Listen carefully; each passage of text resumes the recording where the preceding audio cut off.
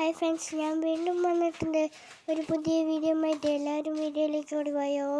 ഞാനിന്ന് വന്നിട്ടുള്ളത് ഒരു അച്ചാറിൻ്റെ റെസിപ്പിയുമായിട്ടാണ്. അപ്പം നമുക്ക് ഓടിപ്പോയി അച്ചാർ ഉണ്ടാക്കിയിട്ട് വരാം. ഇന്ന് നമ്മൾ അടുപ്പിലേക്ക് മൺചട്ടി വെച്ച് കൊടുത്തിട്ടുണ്ട്. അതിലോട്ട് നമുക്ക് കായം പൊടിച്ചതിട്ട് കൊടുക്കാം. കായം ഒന്ന് പൊരിഞ്ഞു വന്നോട്ടെ. കായൊക്കെ ഇതാ പൊരിഞ്ഞു വന്നിട്ടുണ്ട്. അതിലേക്ക് കുറച്ച് ഉലുവപ്പൊടി ചേർത്ത് കൊടുക്കാം. ഇനി വെളുത്തുള്ളിയും ഇഞ്ചിയും ചെറുതായി അരിഞ്ഞത് ഇട്ട് കൊടുക്കാം.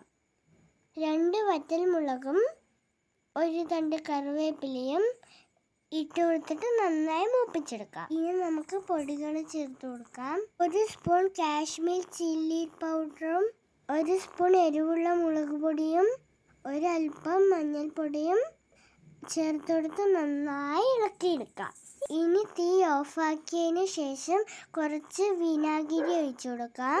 നമ്മുടെ നാരങ്ങ കട്ട് ചെയ്തത് ഉപ്പിലിട്ട് വെച്ചത് അതിലേക്ക് ചേർത്ത് കൊടുക്കാം. 5 ദിവസം ഉപ്പിലിട്ട് വെച്ചതാണ് ഇത്.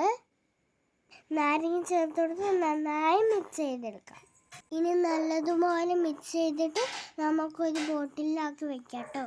ചൂടാറിയതിന് ശേഷമേ ആക്കി വെക്കാൻ പാടുള്ളൂ കേട്ടോ. ഒരു 2 ദിവസം കഴിഞ്ഞിട്ട് നമുക്ക് കഴിക്കാം കേട്ടോ. ഇതാ നമ്മുടെ നാരങ്ങ അച്ചാർ ഇവിടെ റെഡി ആയിട്ടുണ്ട്. വീഡിയോ ഇഷ്ടമായ ലൈക്ക് സബ്സ്ക്രൈബ് ചെയ്യാൻ മറക്കരുത്. Thank you.